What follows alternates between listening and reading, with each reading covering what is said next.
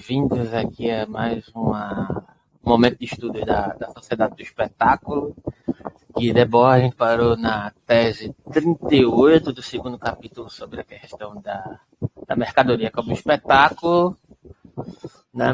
E aí a gente vai fazendo a leitura e retomando alguns pontos do que a gente já viu no encontro anterior. A gente viu que começa uma discussão aqui, um esmiuçar sobre a noção de mercadoria dentro da perspectiva do Debord em relação à questão do Marx, né? Na minha interpretação, o Debord identifica algumas questões, e a partir do que foi dito no encontro anterior, né, que vão para além da noção de mercadoria dentro da lógica concebida, né, reverberada pela lógica do espetáculo, inclusive a partir das questões já elaboradas no capítulo anterior e nas teses anteriores. E aí a gente vai começar a leitura.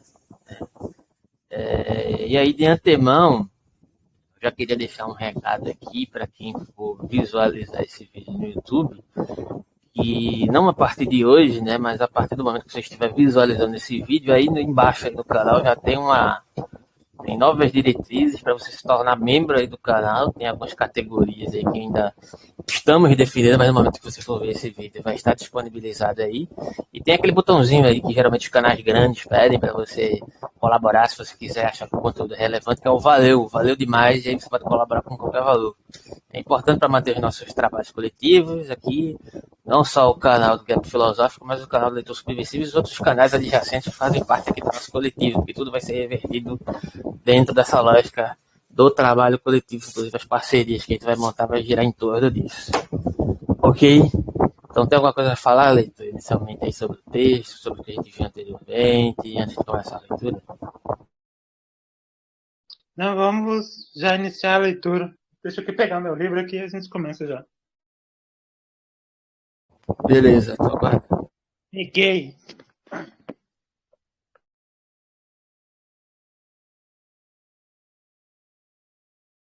Aí vai querer que eu leia? Será que a tradução que a gente está usando é a mesma?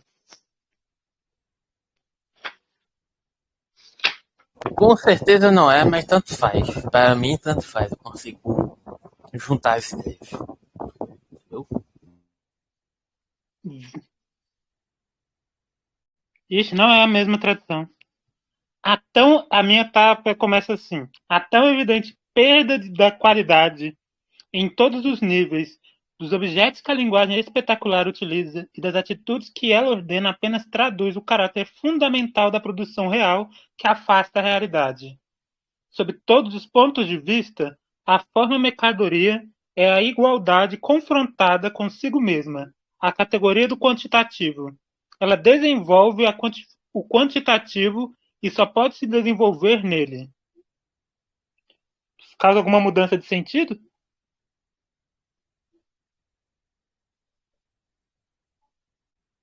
Não, né? Para Não mim, sei não. se. É a continuidade do argumento que ele estava desenvolvendo sobre a questão, né, da difusão da perspectiva da mercadoria dentro da lógica do espetáculo que a gente viu no quanto anterior.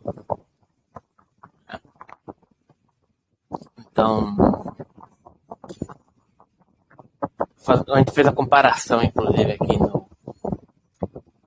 no trecho anterior sobre a questão do desdobramento da noção de mercadoria em relação ao Marx, como é que isso aparece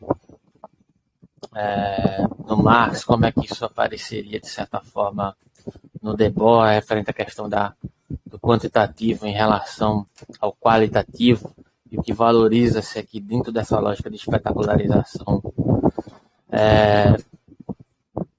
seria justamente a questão do quantitativo como uma solidificação dessa perspectiva do,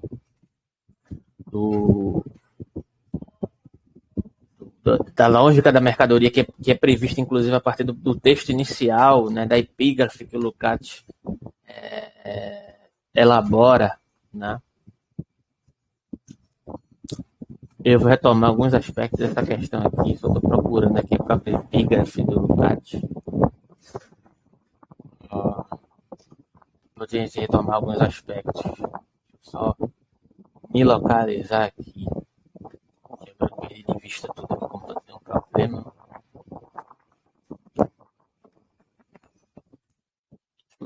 Lukács.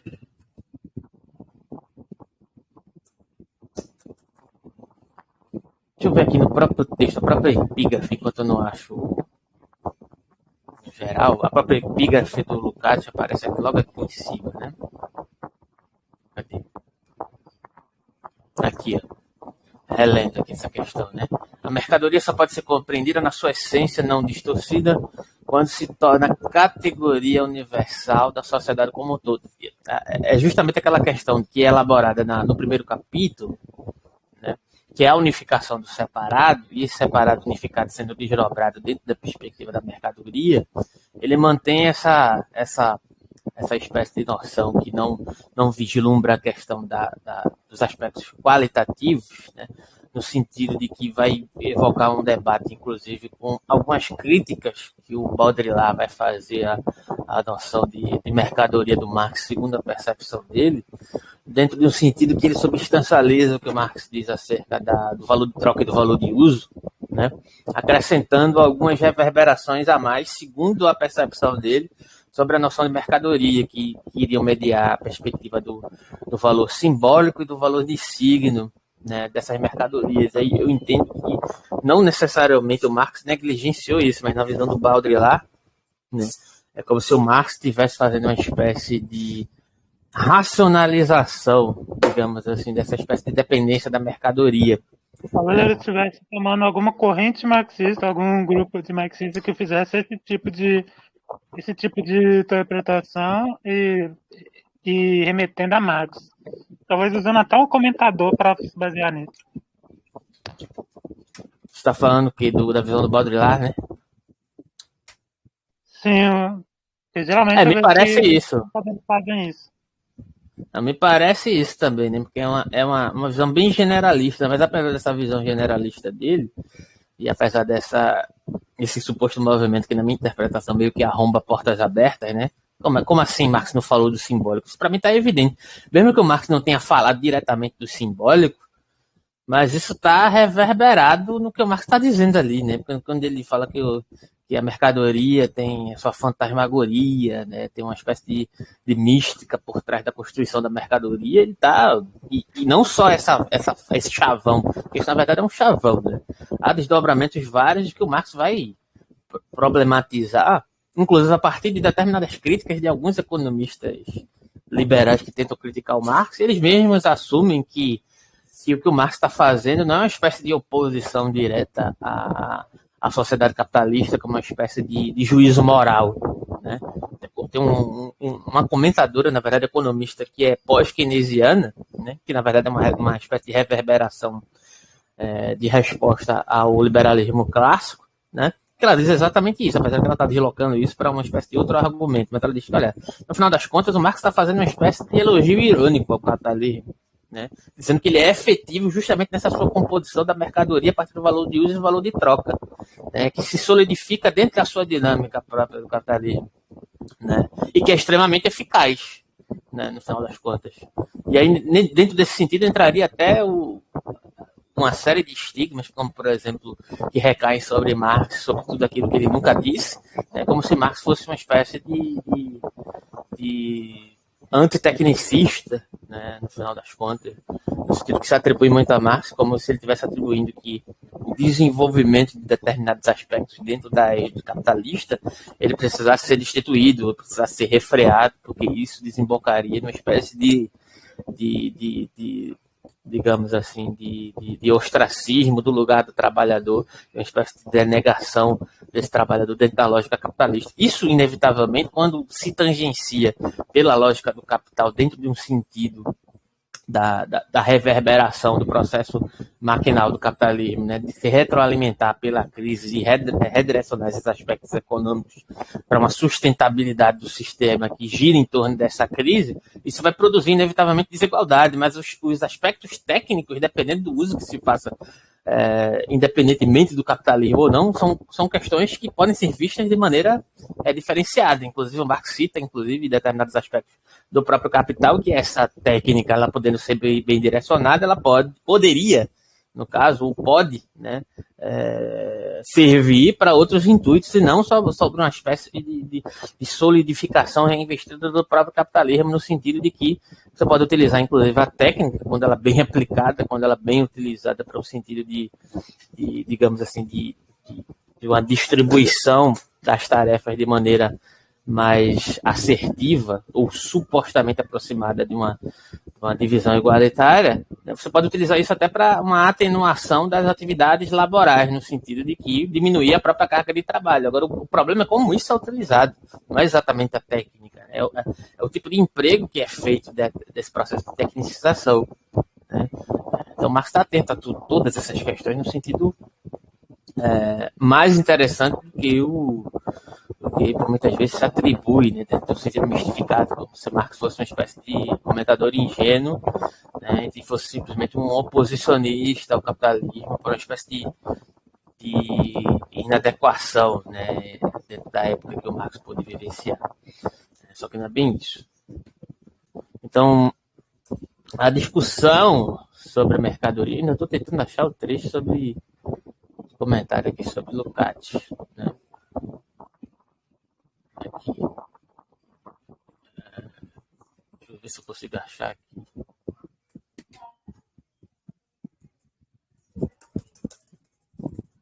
Tá difícil, hein? O computador hoje resolveu me sabotar.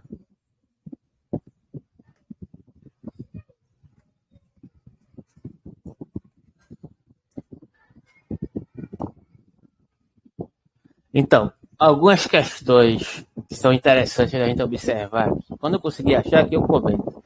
Foram trechos que eu separei especificamente para hoje.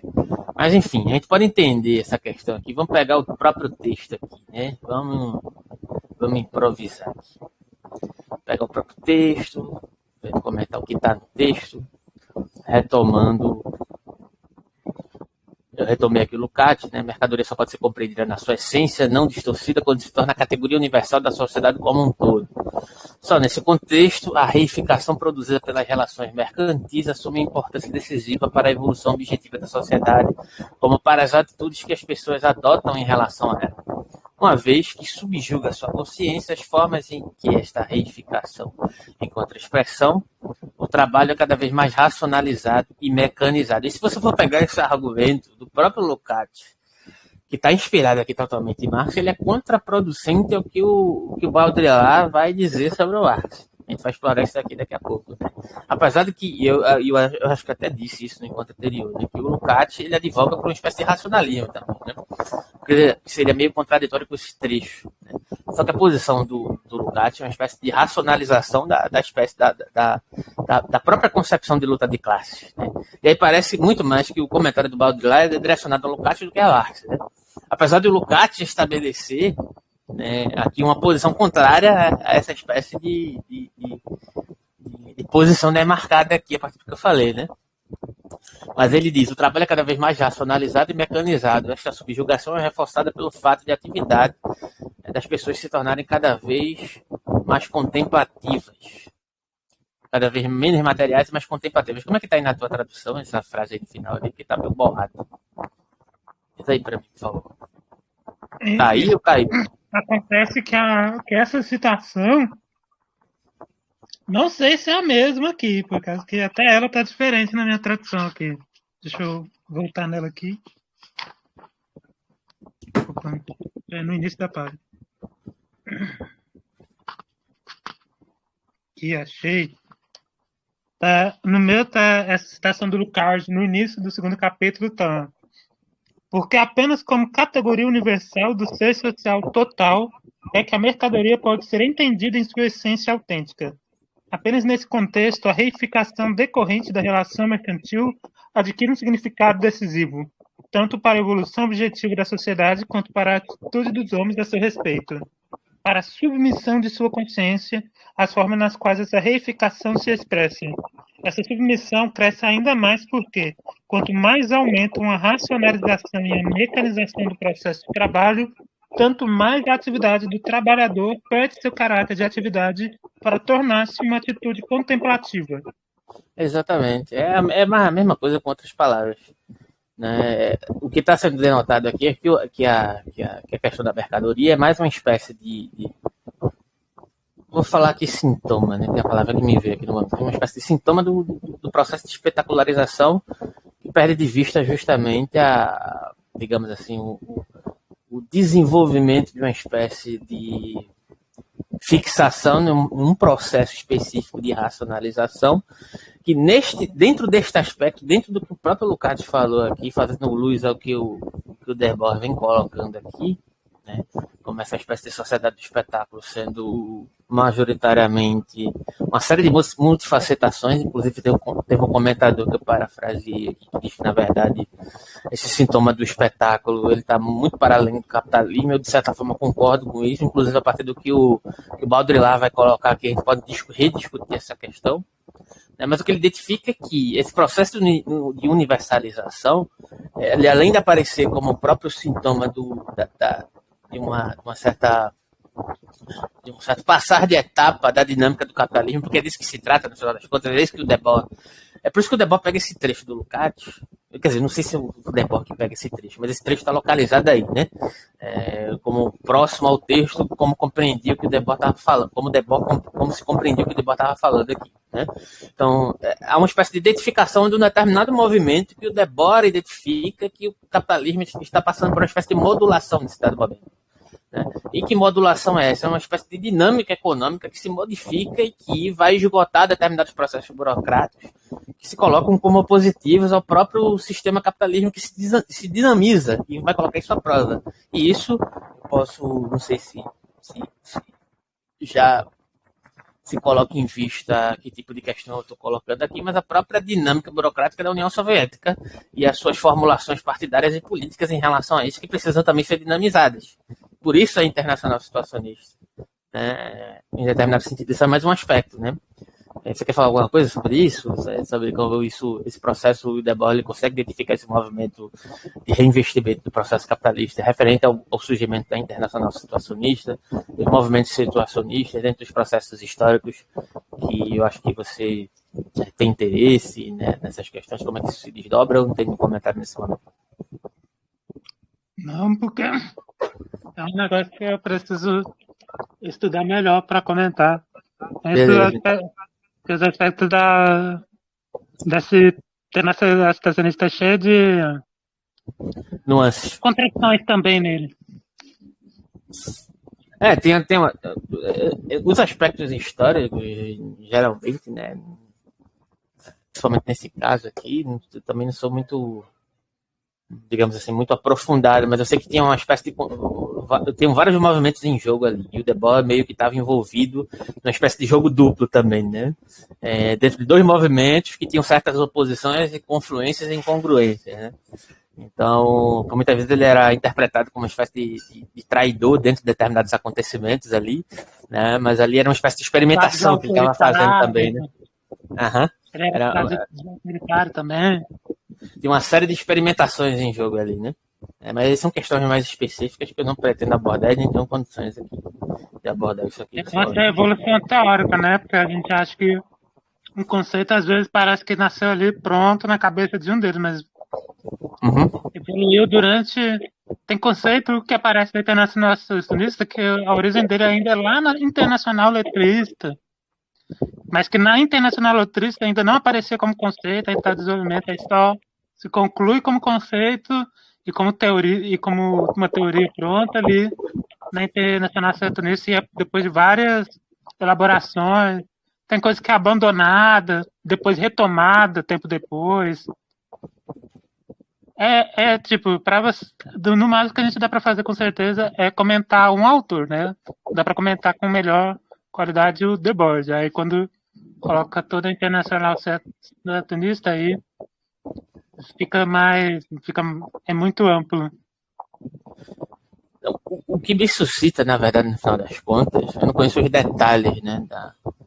Quer dizer, eu já li questões sobre, mas eu não vou me recordar de cabeça aqui, explicitar questões no sentido direto. Mas, assim, o que me remonta essa questão desses movimentos que são criados ali a partir, inclusive, da própria movimentação do Debord que eu citei aqui agora, é que o próprio movimento político ele é constituído dessas dessas formulações, dessas espécies de zonas de afecções diretas que precisam ser suscitadas se você quer produzir uma espécie de sabotagem, enfrentamento daquilo que já está pré-estabelecido. Então, meio que eu acho que talvez seja uma nuance interessante, é essa percepção do Debord, independentemente de ser contraditório ou não, né, dessa necessidade dessa espécie de fluidez, né, que era gerada ali dentro daquele contexto. Né? Eu acho que é uma questão interessante de ser observada, né? Porque o que está em jogo aqui justamente é tentar se dispor, pelo menos, né, a uma prática para além dos processos abstratos. Né? Então não faria o mínimo sentido se Debord não tentar se inserir, né, dentro dessas práticas, dentro de um sentido amplo que pudesse tentar criar essas espécies de movimentos e contradições que surgem a partir dessas localizações que a gente falou por cima aqui. Né? Mas tentando voltar para o próprio texto aqui, né?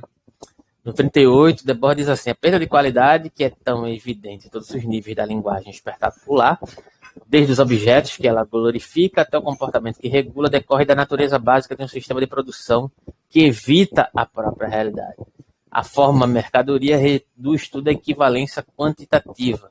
O quantitativo é o que ele desenvolve, só pode desenvolver-se dentro do quantitativo. E aqui justamente a gente abordou anteriormente a questão da característica da mercadoria dentro do desdobramento que o Debord suscita, né? Que nesse momento aqui ele está raciocinando especificamente sobre mais um elemento do espetáculo, que é o processo da mercadoria, né? Referente a um posicionamento, né, do desenvolvimento da obra, referente ao próprio Marx, né? Então, a gente abordou isso um pouco no próximo encontro, né?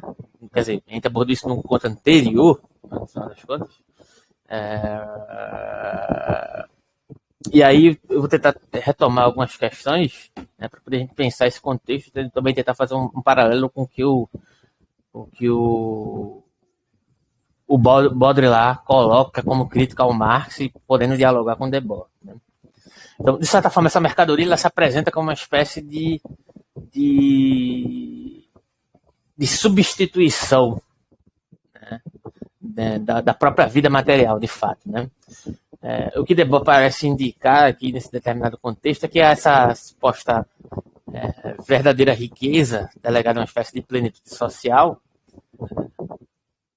poderia ser identificada ou contraposta, né, não apenas através da posse desses bens materiais, e aqui isso já vai dialogar com o Baudrillard em certo sentido, mas a partir de uma certa capacidade de atividade ou incapacidade de atividade, a partir de certas interações e de experiências que podem ser confrontadas dentro da lógica do processo do desenvolvimento da mercadoria dentro da sociedade do espetáculo, né? Então, por exemplo, uma das questões que vão ser suscitadas aqui é justamente como a própria sociedade do espetáculo, nessa fase de desenvolvimento do capitalismo, que vai colocar em xeque determinadas atividades normativas políticas que vão se colocar como enfrentamento à própria dinamicidade do capitalismo e vão fracassar, como o Debord já tinha percebido nesse dado momento, é justamente a questão da reintegração ou de uma espécie de integração de um investimento acerca do uso do tempo como processo de reinvestimento a partir dessa nova dinâmica do desenvolvimento da sociedade do espetáculo às luzes da questão da reorientação da perspectiva da sociedade capitalista, ou seja, uma espécie de reordenação do tempo em espaço em função da própria produção da mercadoria. Né? As noções de tempo e espaço... É a preocupação de todo internacional situacionista, a questão do tempo, né? O tempo que o capitalismo, desde a Revolução Industrial, ele reorganiza o tempo, mas isso já aparece já lá em Marx, sobre o tempo, né? E o Debord vai retomando isso sobre a transformação. E ele coloca como uma nova fase, que ele fala que depois dos anos 80, a partir dos anos 80, duas etapas que estariam separadas, que era... Nossa, qual era as palavras que ele utilizou? Deixa eu retomar aqui no texto, tá no prefácio, que ele retoma isso. Tem o prefácio aí da edição, da última edição, que ele escreveu antes de morrer? Acho que não tá, não sei, né? Acho que não tá fácil aqui agora não. Que é, deixa eu ver o comentário. Acrescentando no devido tempo outras observações referentes a novidades mais consideráveis que o decorrer do mesmo processo fez surgir. Em 1979, por ocasião do prefácio a uma nova tradução italiana, escrevi sobre as transformações da própria natureza da produção industrial, assim como das técnicas de governo, que o uso da força do espetáculo começou a permitir. Em 1988, né, em que ele escreve os comentários da sociedade do espetáculo, mostraram com clareza que a anterior divisão mundial das tarefas espetaculares entre os reinos rivais do espetacular concentrado e do espetacular difuso havia desaparecido em favor de uma fusão sob a forma comum do espetacular integrado. Essa maneira assim, muito técnica de escrever dele mesmo. Mas aí ele está falando dessa nova transformação do tempo. E acho que ele já está começando a observar a questão das evoluções das técnicas das novas tecnologias da internet, e também tem que levar em conta que houve o processo do pós-fordismo, que aí é das novas relações de trabalho com essa questão do tempo aí. O Douglas, eu vi que ele tem numa aula que ele fez sobre o livro dele, o manual de leitura do Debord, de Último Marxista, ele também fala dessa questão do tempo aí. Mas acho que eu não sou muito bom para lembrar as palavras, não. Tem que melhorar isso aí. Então, o que eu poderia dizer referente a esse determinado contexto é justamente que existe uma espécie de administração diferenciada a partir do processo de industrialização, né? Então, por exemplo, quando Foucault fala sobre a questão que surge, que o sujeito é algo, analogamente, né, claro, é algo inventado dentro do processo de institucionalização, ele dialoga com essa questão no sentido de que a esse sujeito é atribuída uma série de funcionalidades, né? Uma série de demandas a serem atendidas por essa perspectiva desse próprio sujeito essencializado. E dentro desse sujeito essencializado, de certa forma, englobam-se determinadas categorias, e que remete-se justamente a uma certa zona de cognição kantiana, onde, isso aí o próprio Douglas menciona no texto dele, inclusive, onde o Kant aparece como essa espécie de elemento de uma justificação da estratificação dessa subjetividade mediada pelos moldes institucionais que se estabelecem pela lógica burguesa dentro do sentido de assimilação dessa cognição, né, em determinado aspecto. Então, o que o Foucault diz, olha, a partir do momento que existe uma solidificação de Estado, que tem uma série tem uma massa à disposição, que é uma massa amorfa, essa massa precisa ser moldada. E como é que vai se moldar essa massa amorfa? Né? A partir de uma série de funcionalidades que vão reiterar o processo de solidificação do próprio Estado.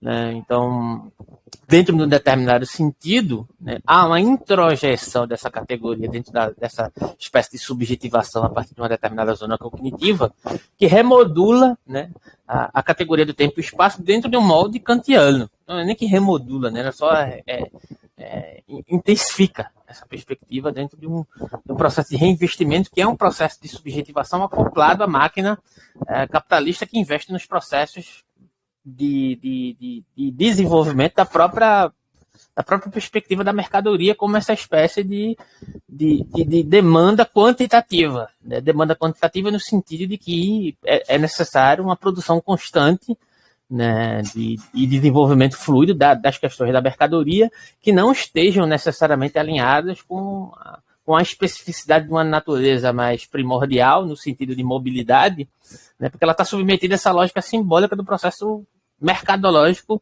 capitalista, no sentido amplo. Né? Então, se o Marx diz que, na verdade, deveria existir uma problematização acerca do valor de uso e do valor de troca, e que esse valor de uso e valor de troca ele atende a uma determinada demanda em alguma medida, é subserviente a uma lógica metafísica muito própria de um tipo de economia específica, a partir dessa dinamicidade da mercadoria que engloba determinadas contradições, ele está falando que, na verdade, esses processos subjetivos eles se confundem e, ao mesmo tempo, se estranham, na verdade, com a própria mercadoria. Né? Há uma espécie de cooptação dessa noção da subjetividade, e é lógico que eu estou dialogando aqui entre Marx e o próprio Debord. Né? Há uma espécie de estranhamento e, ao mesmo tempo, uma espécie de distanciamento das potencialidades que poderiam ser suscitadas a partir dessa própria relação com a mercadoria que o homem demandaria, né, inicialmente, dentro de outras perspectivas econômicas mais gerais e dentro de uma lógica social mais ampla, né, para uma espécie de ordenamento que desenvolve isso que eu citei, a questão do Foucault, dentro de um processo de subjetivação, que internaliza as categorias de espaço-tempo dentro dessa lógica fetichizada da lógica mercadológica ou da lógica da própria mercadoria, né? Onde metafisicamente ela ordena as concepções materiais a partir dessa espécie de intensificação do processo de quantificação do desenvolvimento desses processos mercadológicos, que nada mais é também do que o próprio estágio de desenvolvimento que o Debord está falando, de uma intensificação da alienação, só que agora no estágio da mercadoria. Né? Há uma universalização dessa quantificação, mas sempre como um separado daquilo que pode produzir uma espécie de diferenciação do próprio sistema econômico. Né? Porque é um desenvolvimento mercadológico que unifica essa universalização pela quantificação e não pela qualificação dessas relações entre o produtor da mercadoria e a própria mercadoria. Né? Aquele que produz a mercadoria sempre está afastado da possibilidade de ressignificar a mercadoria por uma lógica universalizante, que ao mesmo tempo mantém sempre separado como uma espécie de fomentação do desejo como falta, de uma determinada forma, né? Dentro da lógica liberal. Isso aqui é muito a própria lógica liberal que demanda essa espécie de substancialização do sujeito a partir de uma égide de natureza humana que foi produzida, segundo Foucault, né, que desenvolve justamente essa, digamos assim, essa subserviência a uma lógica plataformizada a partir da perspectiva do desenvolvimento capitalista, né?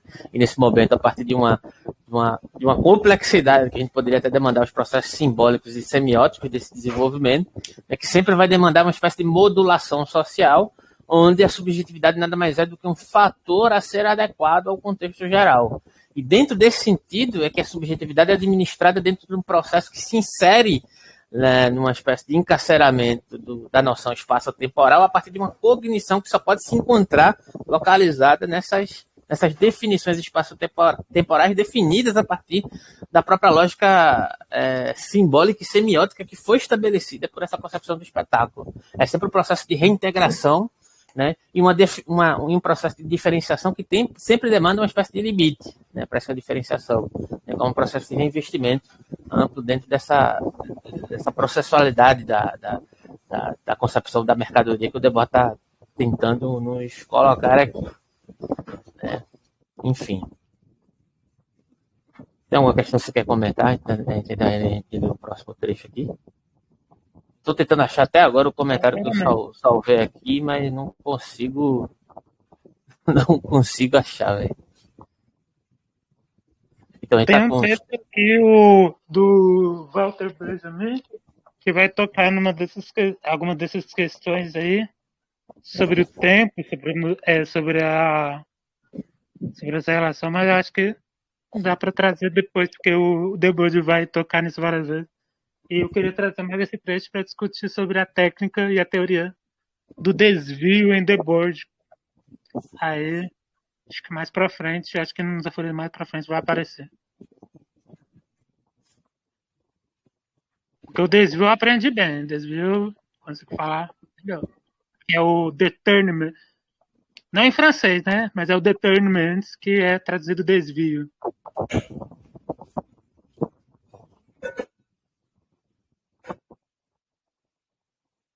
Então, vamos...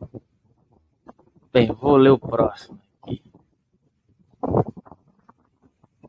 39, 10:39. apesar deste desenvolvimento excluir o qualitativo, né, reiterando o que a gente tentou discutir aqui a partir do trecho anterior, ele próprio está sujeito a mudanças qualitativas. Só que são mudanças qualitativas dentro de uma certa dimensão de diferenciação para produzir uma espécie de reintegração do próprio movimento do espetáculo, né? Então, o espetáculo reflete o fato de este desenvolvimento ter ultrapassado o limiar da sua própria abundância. Embora esta qualidade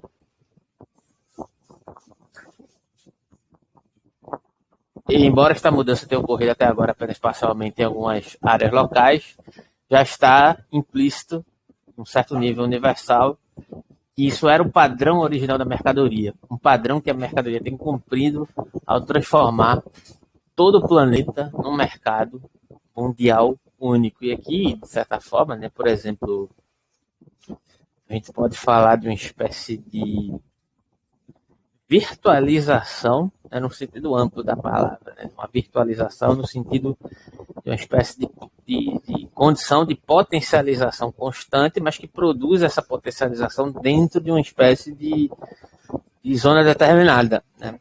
Ela permite esse processo de diferenciação em um sentido razoavelmente que parece demandar uma série de opções, por exemplo, né? Mas são sempre opções limitadas, né? Por exemplo, a gente perde de vista muitas vezes como, e aí é uma questão, é um mecanismo muito interessante, eu acho que é um exemplo muito interessante para a gente observar essa questão de como a nossa realidade é fetichizada dentro dessa lógica da mercadoria, né? Por exemplo, o Google, por muitas vezes, é interpretado como uma espécie de ferramenta imparcial, que todo tipo de pesquisa que você for fazer lá, ela não é direcionada, né?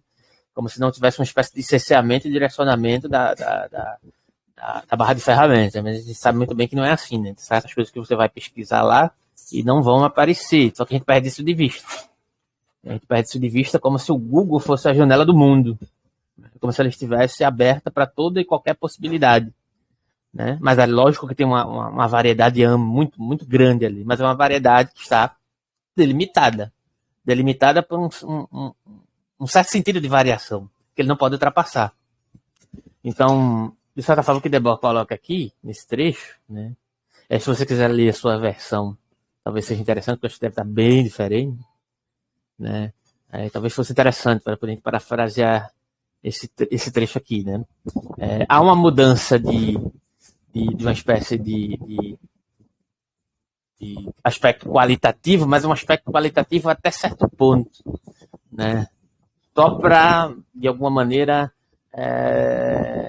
requalificar de uma maneira mais interessante para o próprio dimensionamento da lógica do espetáculo, né? Para a própria universalização do processo da mercadoria enquanto reinvestimento.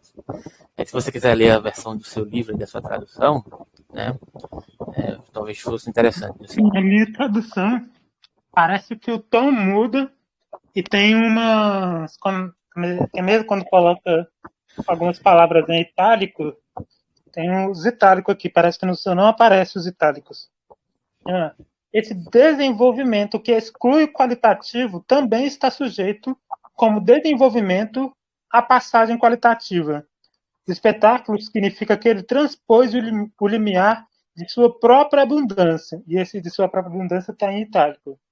Isso só é verdade localmente em alguns lugares, mas já é verdade em escala universal, que é a referência original da mercadoria, referência que seu movimento prático confirmou a unificar a Terra como mercado mundial.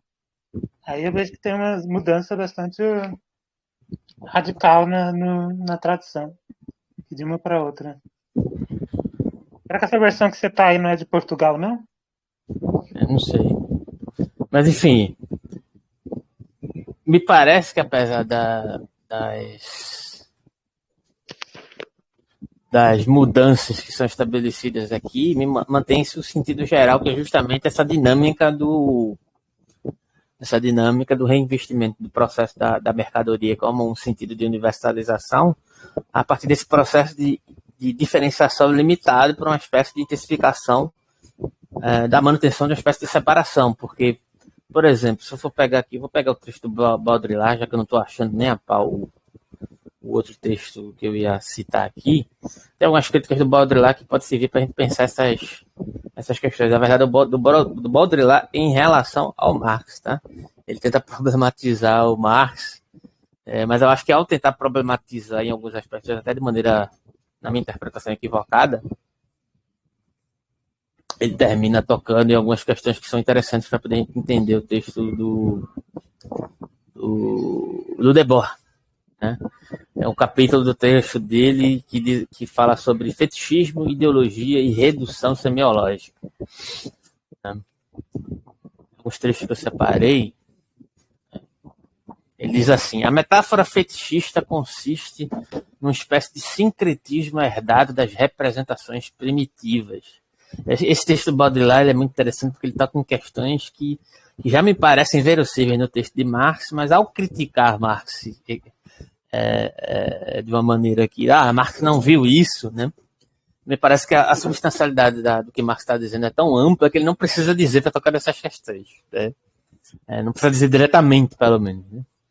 Então, mas enfim, vamos ler, né? A metáfora fetichista consiste no secretismo herdado das representações primitivas, em analisar mitos, ritos, práticas em termos de força mágica transcendente, de manas, por exemplo, cujo último avatar seria possivelmente a libido. E aqui está referindo aqui, coincidentemente, mas acho que não tão coincidentemente assim, a cultura brahma, hindu e etc., né? Força transferida aos seres, aos objetos, às instâncias, uma força difusa e universal, né? Mas cristalizada em certos pontos estratégicos, até que parece bem coadunado com o texto de Debord e com o texto de Marx, né? E cujo fluxo pode ser regulado e desviado em benefício próprio pelo indivíduo ou pelo grupo. Este será o objetivo maior de todas as suas práticas, até mesmo a prática alimentar. É assim que se desdobra a visão animista, né? Tudo acontece entre a hipóstase de uma força, sua perigosa transcendência e a captura dessa força. Aí você vê que ele já está apresentando um caráter meio negativo do processo de fetichização que o Marx diz acerca da mercadoria, né? E que, de certa forma, pode dialogar com o que o Debord está falando aqui, né? Que então se torna benéfico. É nestes termos que os nativos racionalizam a sua experiência do mundo ou do grupo. É nos mesmos termos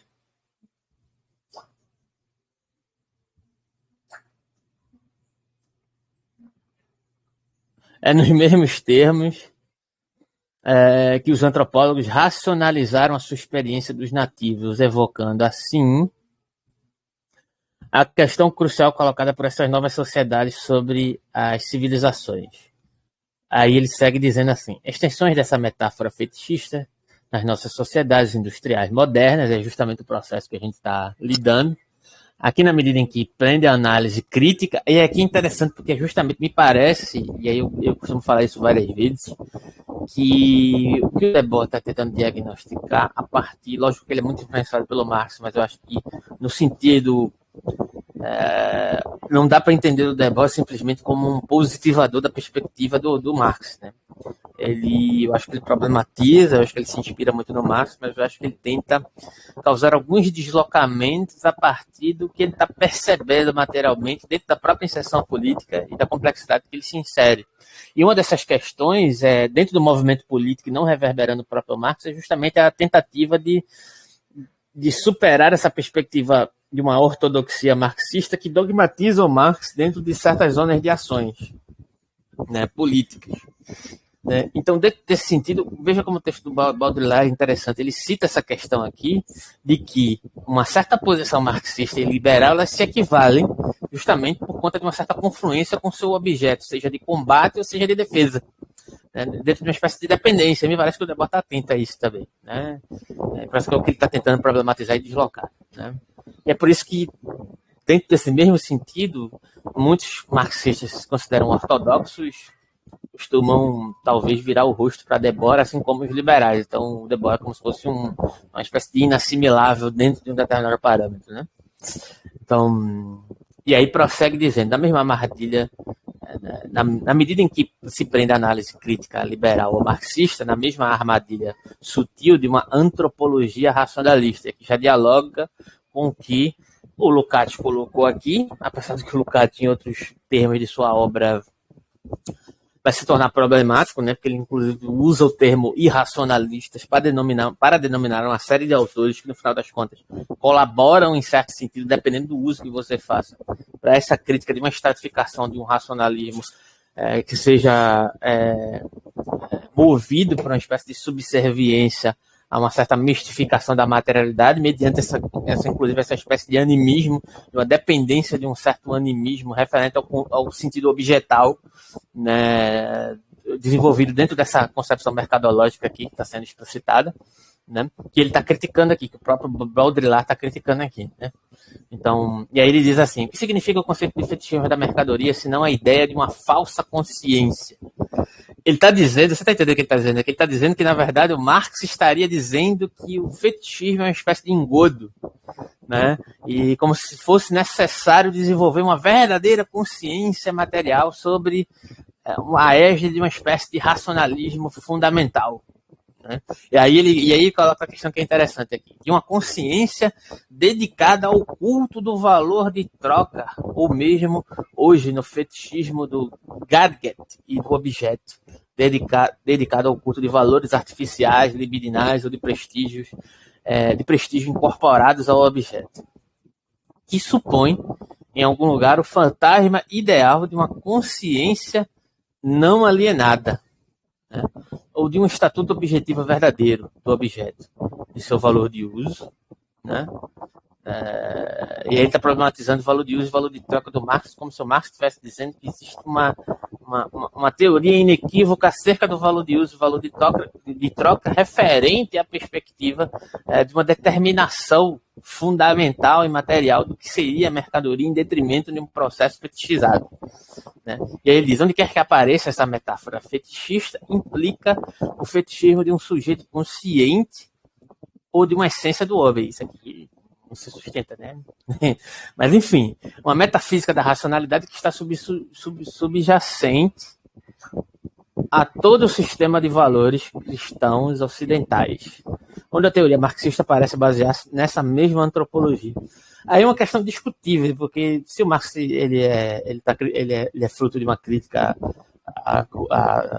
a determinados contextos da sua contemporaneidade, ele também, em alguns momentos, ele vai reproduzir algumas questões, inclusive muito herdadas da perspectiva científica moderna, que vão analogamente reproduzir algumas questões que, inclusive, tá abordado dentro do que o Walter Benjamin fala lá na questão da reprodutibilidade técnica, inclusive.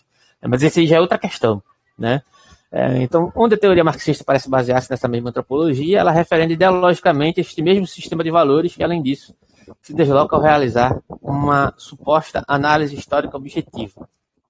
E aí ele coloca aqui assim ainda: remeter todos os problemas do fetichismo aos mecanismos superestruturais de uma falsa consciência é retirar qualquer oportunidade de análise do verdadeiro processo de trabalho ideológico. Não me parece que o Marx se encaixa nesse tipo de problematização dentro de um sentido amplo, né? Pode falar. Em vez de fazer essa crítica a Marx, ele faz essa crítica aos historiadores da arte marxistas, principalmente. Não vou lembrar o nome agora. Depois eu cito o nome. Ele cita 3 nomes de historiadores da arte marxista naquele período lá, né? Ligados à social-democracia. Essa crítica que ele faz é a esses autores. Ignorariam a perspectiva que está sendo ignorando, fariam que eles se desviam de como o Engels, na verdade ele cita 2, né? Engels e Marx, ele cita Engels e Marx como mestre para essa crítica para a história da arte. E ele fala também ele problematiza não, ele introduz o conceito de coleção para falar de história. É legal, depois a gente poderia ler esse texto aí, só para ver o que dá para aproximar de Debord e Benjamin nesse texto. É só um texto, acho que é um ensaio bem curto. Tá com ele aí? Não. Tô com ele aqui. Acho que Então, na verdade, enquanto você procura aí, eu quis trazer esse elemento aqui para poder a gente perceber que, na minha interpretação, o Marx ele não está fazendo essa espécie de movimento, e, na verdade, parece haver uma má compreensão do Baudrillard sobre essa questão, mas isso é o que menos importa. Parece que tem um diagnóstico aqui que vai passar pela dimensionalidade acerca da questão do Debord, inclusive questões que eu já mencionei aqui várias vezes, que passa por uma espécie de aspecto simulacral da própria materialidade que o Debord está suscitando aqui. Né? E que, na minha interpretação, o próprio Marx já tinha, de alguma maneira, explicitado isso. Né? Porque, como você disse, essa visão, esse tipo de visão que ele está criticando aqui, não é exatamente uma visão do Marx, ou do que o Marx elaborou a partir das suas concepções teóricas e metodológicas, mas um certo posicionamento político que foi reverberado, né, a partir do Marx, que o próprio Debord está tentando combater também a partir dessa espécie de crítica mais específica sobre a sociedade do espetáculo e suas variações. Né, é o que me parece. Então, foi nesse sentido que eu quis trazer esse texto do Baudrillard para poder comparar, no final das contas. Né, porque existe uma disputa, no final das contas, o que o Debord diz, existe uma espécie de duplicação das imagens, né, e se a gente for entender, inclusive dentro da própria lógica do simulacro e da cópia platônica, isso já foi um diálogo que ele trouxe aqui em alguns momentos, né? A crítica que, por exemplo, o Nietzsche vai fazer a Platão direcionada especificamente é inverter a lógica platônica, né? Que a cópia teria essa possibilidade de se aproximar do real, né? E, na verdade, o simulacro que condiz a materialidade de fato, porque o que nós temos acesso é justamente a essa superficialidade planificada que condiz com toda a realidade, no final das contas. Então, nesse sentido, o próprio Nietzsche se aproximaria do Marx, porque o que o Marx está dizendo, no final das contas, o que nos torna subservientes ao processo da mercadoria, a partir da própria crítica que ele faz do valor de uso e de troca como aspectos fundamentais de um processo mercadológico que surge de um certo tipo de economia, e aí, por muitas vezes, se confunde, às vezes, o que o Marx está dizendo acerca de outros autores que ele estudou, como se fosse o próprio Marx está falando, né? Representado em Smith e Ricardo, por exemplo, é que, no final das contas, isso era um fundamento, né, de uma economia mais primordial, de uma economia mais embrionária, referente aos processos de desenvolvimento econômico que estão sendo suscitados posteriormente. O Debord teve condições de ver isso de uma forma mais atualizada, né, porque ele é praticamente nosso contemporâneo, né? Então, a sociedade do espetáculo ela se desenvolve justamente dentro de uma outra espécie de desenvolvimento para além daquilo que o Marx teve a capacidade de ver. Né? Mas o Marx já percebeu, eu acho que o Marx concordaria com a análise do Baudrillard, não acerca da crítica que o Baudrillard tenta fazer ao Marx, mas acerca dessa espécie de materialidade simulacral que depende das suas modulações dentro de um sentido planificado, que é o que ele está querendo dizer aqui no final das contas. Né?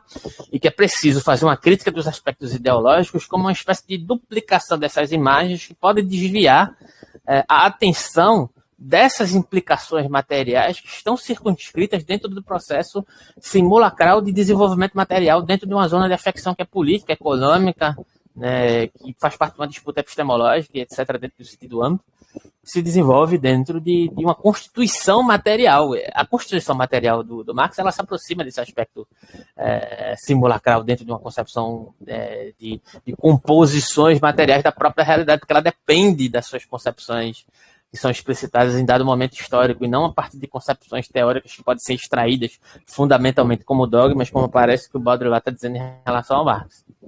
Né? Enfim, é isso que eu tenho para dizer no momento. Você tem alguma coisa a acrescentar? Já achou o livro aí? Como é que está aí a situação? Isso que eu acabei fechando para te ouvir.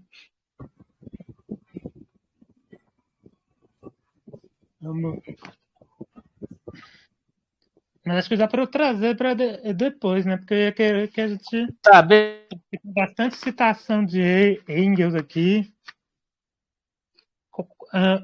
Engels contesta aqui duas práticas. Em primeiro lugar, o hábito na história das ideias de apresentar um novo dogma como evolução de um anterior, uma nova escola literária como reação à outra, um novo estilo como superação do que o precede, mas contesta também, implicitamente, o hábito de apresentar essas novas constelações separadas dos seus efeitos sobre as pessoas e do seu processo de produção, tanto espiritual como econômico. Com isso, dá o golpe de misericórdia nas ciências do espírito enquanto história das formas de organização política ou de ciências da natureza, da religião ou da arte. Acho que tem mais a ver do que a gente estava falando em off aqui, do que talvez com... Porque tem umas coisas que você falou que, antes da gente começar, que era essa crítica aqui, que você rastreou, inclusive, no Fanon.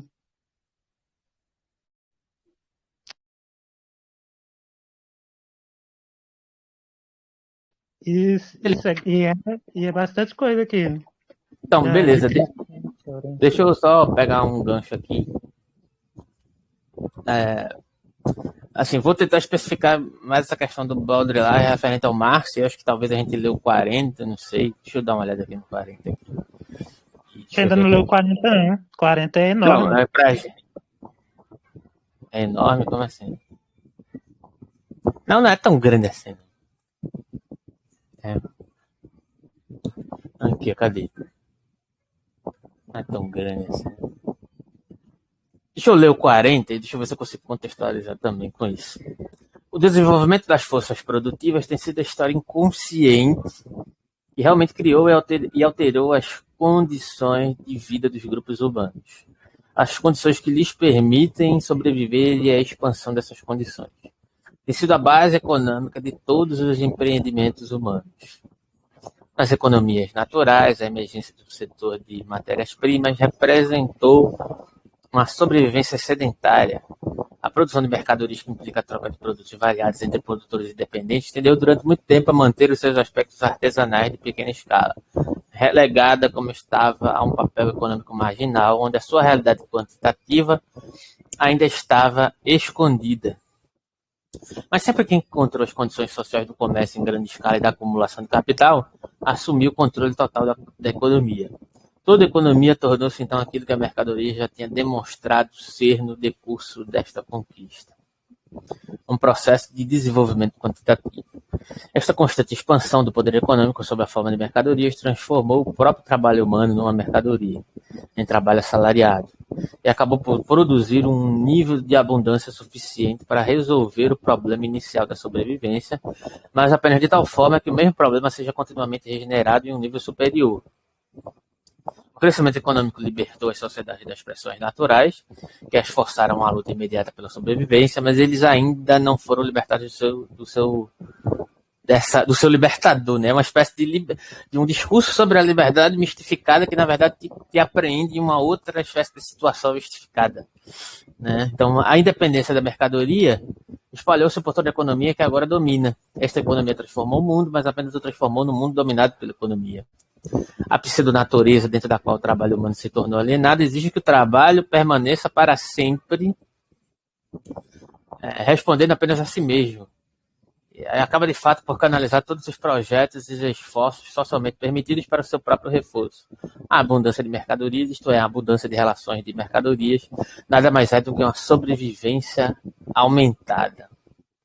É interessante isso aqui, porque tem uma série de questões que ele fala aqui, né? Que, por exemplo, esse tipo de lógica civilizatória é como se ela oferecesse uma espécie de salvaguarda de um enfrentamento que ocorria, né? Pressupondo que ocorria dessa forma dentro de uma condição de natureza primordial. Aí a gente vai entrar numa discussão, inclusive, com os institucionalistas, né? Hobbes, Locke, Rousseau e etc., sobre a condição da natureza humana, mas ela se justifica dentro desse estado de uma suposta incongruência social para uma certa transição para uma espécie de zona de conforto, né, que oferece, em detrimento disso, uma espécie de compensação, né, de uma compensação que é mediada justamente por essa espécie de desenvolvimento qualitativo do empreendimento, da força de trabalho, em troca dessa espécie de zona de conforto contemplativo. E a ação é dominada por um tipo de ação que se resume a uma universalização da dependência da lógica mercadológica e, mais do que isso, de uma incorporação das concepções espaço-temporais dentro de uma uma espécie de mistificação da forma cognitiva, né, dessa espécie de subjetivação, que se torna ela mesma a própria mercadoria. Então, qualitativamente, o trabalho é cooptado, né? O argumento que está sendo utilizado aqui, segundo o debate apresentando, é que esse processo civilizatório derivado do processo de industrialização intensifica, basicamente, essa espécie de cooptação civilizatória por conta dessa produção dessa espécie de indivíduo proletário, né? O proletarizado, né? Então, de certa maneira, e aí é uma questão também interessante, né? Porque isso vai dialogar com os próprios processos de militância, questões sindicais, inclusive, né? Que me parece muito estranha essa questão, quando muitas vezes, e cada vez me parece mais estranho, quando ao invés de a gente demandar processos de mudanças radicais dentro da própria estrutura, já que está em xeque aqui a questão da mercadoria, né? Do processo de quantificação e não de qualificação da atividade de trabalho, né? Essa quantificação da demanda de ocupação de determinados postos de trabalho, ela vai continuar servindo a lógica mercadológica de substancialização da universalização da mercadoria, no sentido de que produzir mais postos de trabalho nada mais é do que uma tautologia, né, de inflação do próprio processo plataformizado a partir da égide mercadológica, né? E se a gente advogar pela qualificação, né, do empreendimento, da demanda do trabalho, a gente está falando de uma espécie de destruição do próprio sistema, né? Não sei se você consegue entender o que eu estou querendo dizer. Por exemplo, a atividade do filósofo é algo que é considerado inútil. É inútil. Por que é inútil? Porque não serve ao sistema plataformizado. Ele serve para contestar. Lógico que eu estou falando de um filósofo como a gente idealiza, né? Como deveria ser. Como aquele que contesta o sistema, né? E na prática, principalmente dentro das academias, não é isso que acontece, né? A filosofia termina se vendo como uma espécie de reiteração, uma espécie de zona de conforto. Eu escutei isso, inclusive, nos encontros anteriores que a gente fez sobre a sociedade do espetáculo, onde um dos participantes disse mesmo assim: eu me identifico muito com esse texto do Debord, porque a minha vida é exatamente isso que ele descreve. E quando eu chego aqui é uma espécie de alívio, uma espécie de descarrego. Ou seja, o próprio grupo de estudos colabora para o processo de espetacularização. Tipo, a filosofia é o consolo. É muito próximo do efeito que a gente estava comentando, inclusive, em boxe. Né? Quando né? O Debord faz essa crítica no início. Ele fala que sobre a filosofia na sociedade do espetáculo, ela mesma começa a ser... Ela mesma é o espetáculo. Ela está no começo, acho que é o primeiro aforismo, né? Eu não sei se está no começo, eu sei que eu raciocinei isso acerca do que ele disse agora. Ela não lembro. Filosofia da realidade, alguma coisa nesse sentido. A própria filosofia... Mas vai continuando a falar, acho que eu acho que... Não, mas o que eu estava querendo dizer é justamente isso. A gente estava conversando sobre como determinadas plataformas grandes em termos de comunicação, por vezes se apresentam como uma espécie de porta-vozes das tendências minoritárias, mas muitas vezes, seja intencionalmente ou não estou aqui para fazer esse julgamento moral, mas elas produzem esse efeito de regozijar-se mediante a própria passividade, no sentido de que agora estou representado, né? Agora alguém entende a minha dor, né? E não passa disso, no final das contas, né? Porque é uma forma de reiterar o próprio processo do espetáculo. E a própria filosofia, ela serve esse papel, né? Então, por isso que Marx diz, e aí fica mais claro como é interessante a questão que o Marx diz, que, na verdade, no final das contas, o Heidegger pormenoriza, né?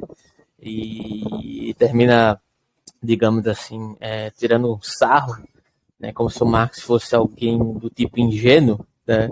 Quando ele fala da ação como o fato de se filosofar fosse uma espécie de abstração, que o Heidegger problematiza, dizendo que o próprio filosofar é uma espécie de ação, mas ele entende muito bem o que o Marx está querendo dizer, só que no final das contas ele tem esse intuito mesmo de pormenorizar o que o Marx está falando em prol da sua própria lacração filosófica, né? Mas no final das contas o que o Marx quer dizer é justamente que o próprio ato de filosofar ele termina sendo cooptado por uma espécie de mistificação regozijante da própria realidade. E aí você pode trazer isso para vários movimentos políticos, né? Várias vezes, em vários ambientes, eu escuto o seguinte aspecto. Às vezes, algumas pessoas dizendo assim: pessoal, vocês conhecem alguma espécie de coletivo, de grupo marxista? Eu preciso me integrar para poder me sentir bem. Não é uma questão de você se integrar num coletivo, num processo político, para você se sentir bem. É como se você tivesse uma culpa que você precisa expiar, entendeu? E a partir do momento que você faz parte daquele coletivo, é como se você se eximisse da culpa de você continuar assistindo a sua própria vida e suas implicações sociais em relação com a coletividade de fato, materialmente falando. Né, como se fosse uma espécie de santificação a partir do processo de militância. E por muitas vezes os processos de militância eles ficam circunscritos a essa espécie de contemplação a partir de uma espécie de mistificação da própria ação, no sentido espontaneísta. Né, como se delegar uma série de tarefas e afazeres e etc., isso fosse suficiente para, de certa forma, fazer uma crítica mais aprofundada. Não estou problematizando as pessoas que fazem ações dentro da medida que podem fazer. Isso é outra coisa. Né? Mas parece que... O aforismo que eu falei é o 19 e o 20. Ok. Né? Eu tô falando no sentido de que o próprio sentido crítico ele pode desenvolver o próprio aspecto de cooptação, da mistificação, de um processo de ação que é cooptada pela mistificação da ação. Né? Dentro desse sentido. Então, é isso que o espetáculo promove, é isso que a própria mercadoria promove, no sentido de que o Debord acabou de falar aqui, né, de uma sobrevivência sedentária. Né? A produção de mercadorias implica a troca de produtos variados entre produtores independentes. Né? E ele diz que dentro de um sentido supostamente autônomo, ela fica imune a partir dessa lógica. Né? Mas quando há um processo de saída desse processo de marginalidade, é muito facilmente cooptado por esse processo de universalização. E a gente pode pensar as próprias redes nesse sentido. Né? A intensificação dos processos tecnológicos, ela meio que tende a isso.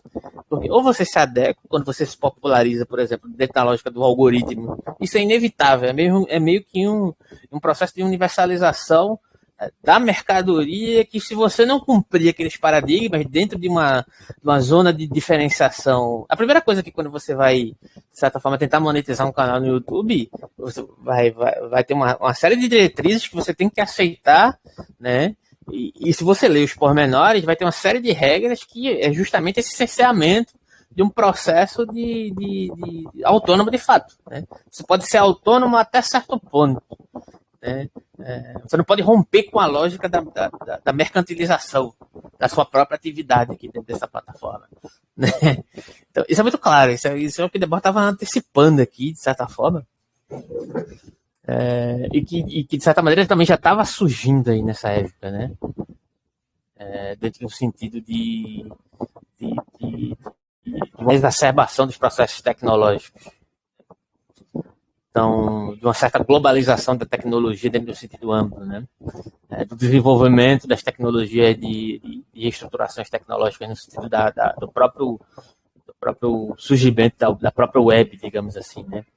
De uma reestruturação produtiva baseada nesses processos, que vai implicar, inclusive, uma mudança radical na própria forma de valorização e na própria forma do valor. Né? Se eu não me engano, parece que é em 61 que vai surgir, inclusive, a própria questão dos microprocessadores da Intel, né, como justamente um mecanismo de dissolução desses códigos, desses processos de codificação, né, que permite a circulação de várias informações, mas informações que têm um oferecimento universalizante, mas até certo ponto. Que subjuga a própria circulação no sentido livre. Essa circulação ela não é completamente livre. Essa é a questão. Existe uma série de fatores de cooptações dentro da própria circulação desses dados, no final das contas. Né? Mas aí, nessa época, estava surgindo uma perspectiva muito embrionária. A gente já tem a intensificação, né, mais ampla desses processos. Né? Enfim, eu não sei se tem mais alguma coisa a comentar. No movimento autônomo, ele caracteriza esse momento como a derrota, uma nova derrota para a classe trabalhadora. Tem um negócio dos pós-operaístas, dos operaístas, falarem que o capital sempre inventa novas tecnologias para frear o movimento operário. Aí, com essas críticas aí ao sindicalismo e tudo mais, é por causa que esses movimentos acabaram se absorvendo e se adequando a esse movimento de proletarização que existe um negócio de Por homenagem, mais postos de trabalho. Não, por mais foda-se os de postos de trabalho, trabalho. que se absorveu o negócio do discurso da dignidade pelo trabalho, de uma das críticas que os situacionistas e os autonomistas estavam fazendo era, era essa lógica de exaltação ao trabalho. Por isso que os gritos de não trabalhe nunca, contra o trabalho, ou trabalhe com lenteza, começaram a ser feitos. O pessoal acha que esses gritos começaram a vir dos teóricos e tudo mais, mas era do próximo classe trabalhadora que vinha rompendo com o sindicalismo, porque também havia uma aliança entre. Começou a haver o negócio mais forte, que é a questão da conciliação do Partido Comunista Francês e do Partido Comunista Italiano com os partidos de centro e direita, né, falando na necessidade de recessão, de sacrifício, né, que é preciso de sacrificar pela economia, e é o momento em que há uma nova análise da crise, né, em que eles começaram a falar que quando começa esses projetos, esse negócio de que é preciso fazer uma reforma com causa que vai gerar, que é preciso trabalhar mais para ajudar a economia do país, que os trabalhadores precisam se sacrificar, e isso é maquiado como uma questão da esquerda, que ela vai começando, a qualquer movimento que se opunha a esse diálogo, assim, como fizeram os situacionistas e os autonomistas, eram chamados de contra-revolucionários infantis ou outras coisitas mais que a gente já está acostumado de ouvir. É uma forma de anular a ruptura de fato, né, também, né? De continuar esse processo de reinvestimento ideológico a partir da intensificação do discurso religioso sobre a mercadoria, porque a mercadoria que é o dogma, no final das contas, que não pode ser rompido, né? Infantilizando quem propõe a transforma. Isso aí, eu esqueci de falar, isso aí tá ligado também à história das fábricas, porque as fábricas vão, o modo é o que eu acho que o Debois também está tentando falar isso, né? Que as fábricas vão diminuindo, né? E esse proletariado, esse sujeito operário, acho que é a crítica também que o Guattari faz naquele texto do Desejo de Evolução com o Bifo sobre e o Bifo estão tentando falar que esse sujeito operário, que era o objeto das análises que existia, que também é o que o Marx está falando da emergência dele ali, da Revolução Industrial para cá, ele já não é mais esse sujeito, novas formas. Aí o que se fala também sobre a fabricalização da cidade. Os postos de trabalho agora não são mais dentro da fábrica. Então, eles já estavam discutindo sobre o home office, sobre os trabalhos, o que eu vejo que o Lipoldi também critica, né, sobre a noção de trabalho e material, falando que já tinha noção de trabalho e material lá em Marx, só que acho que ele não estava falando da mesma noção, o que está surgindo depois que os movimentos pós-operaístas e os situacionistas e não tem como ser a mesma coisa, né? Porque tipo, eram épocas diferentes, né? Ele podia ter uma aproximação nessa questão, né? Então, mas especificamente como está configurado nesse momento, não. E todos eles estão fazendo a parte de uma análise marxista, mais ou menos marxista, né? Dentro da contingência de cada movimento, cada um estão fazendo essa mesma crítica. Há uma mudança, os pós-trabalho, e também tem a questão que a gente vê também, que é a metropolização e a questão dos centros, que a própria cidade está sendo transformada. Isso a gente pode ver que tem o boom das construções de shopping, das ruas de lazer, em que as pessoas são afastadas cada vez mais. Porque o modelo anterior, as fábricas eram construídas e as vilas dos trabalhadores eram colocadas em volta da fábrica.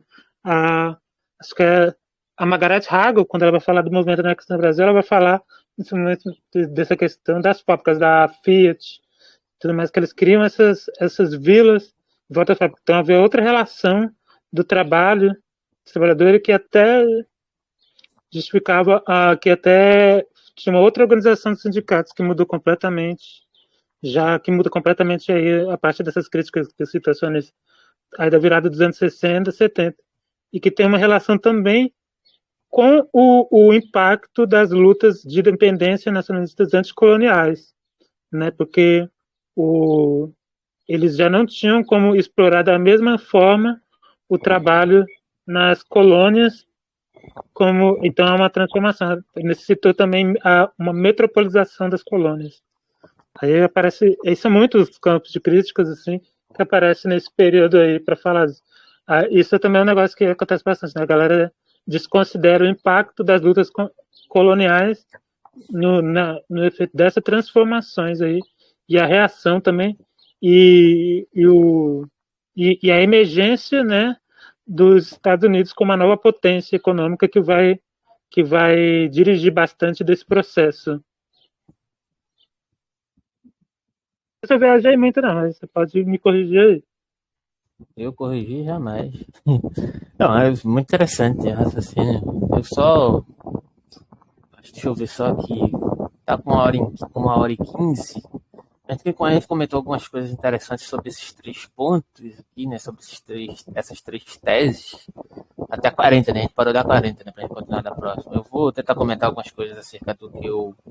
Alguns pontos gerais sobre o diálogo do Baudrillard em relação ao Debord e ao Marx, para poder a gente ir se encaminhando para o encerramento hoje, né? Para a gente continuar da próxima, rediscutindo. Por exemplo, é, vou falar mais especificamente acerca do que foi discutido até aqui então, né? Comparando Baudrillard com Debord e com Marx, né? Baudrillard pensa estar complementando Marx no sentido de que a ênfase que ele dá para a questão do processo da crítica à mercadoria, né, para ele, né, em relação a Marx, a ênfase que Marx dá está dentro de uma concepção de uma certa determinação material e logo dentro de uma concepção da produção, né. Já para Baudrillard, né, para ele o que é primordial seria justamente os processos semióticos, né, e portanto o próprio processo de consumo, né. Na visão dele, né, Marx prioriza a questão da produção material e o Baudrillard foca na questão da semiótica enquanto consumo, né? Então ele diz o seguinte, que o nosso consumo de objetos, na verdade, ele é social. E aí engloba a questão do simbólico e do semiótico, né? Que ele desenvolve. Para ele tem um peso maior essa questão, né? E não é a reverberação material que é capaz de nos dar a verdadeira percepção sobre essas questões, né? Então ele diz que eles são produzidos não tanto para satisfazer uma determinada necessidade, essa é a compreensão que ele tem acerca do que o Marx diz. No final das contas, você tem 2 problemas aqui que você suscitou, que é justamente a questão de que isso é uma interpretação de apropriações que foram feitas do Marx e também certas questões de que o Marx utiliza determinados teóricos, né, para fazer uma espécie de desenvolvimento da sua percepção presentificada do que estava ocorrendo na ebulição econômica que o Marx estava passando dentro dos seus processos políticos, a partir de outros teóricos, de que outros teóricos disseram, e por muitas vezes isso é confundido com o que Marx estava dizendo acerca de uma suposta teoria econômica, né? Mas o que ele compreende acerca desse embate com Marx, né, é que tem essa espécie de distanciamento aqui, né, mesmo que seja um distanciamento equivocado. Então, então ele compreende que a ideia do valor de uso e valor de troca, do que o Marx elabora, ela está um pouco deslocada, porque a gente não pode compreender que a mercadoria é criada dentro de uma lógica para satisfazer uma necessidade, mas, na verdade, para significar um status, né? Já em outros livros, por exemplo, tem um livro do Baudrillard que ele fala troca simbólica e morte, né?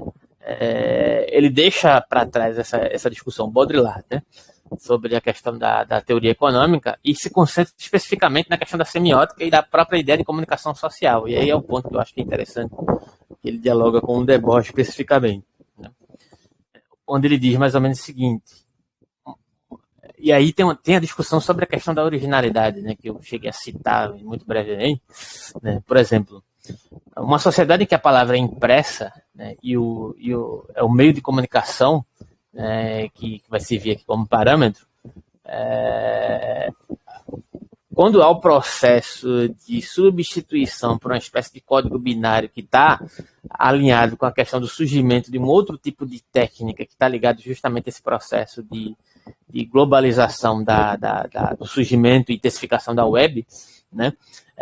Há uma espécie de modificação dentro da concepção de compreensão de realidade material que estava sendo vivenciada até então, segundo a perspectiva do Baudrillard, né? Então, ele diz assim, e ocorre uma espécie de mudança relacional entre justamente aquele diálogo acerca do que é original e do que é cópia. Ou, em outras palavras, se a gente for provocar aquele diálogo lá com Platão, Deleuze e Heidegger, né, dentro do que é cópia ou simulacro, né? Será que tem imagens que denotam uma espécie de engodo e imagens que se aproximam da realidade? Né? Essa é a discussão de um modo geral, né?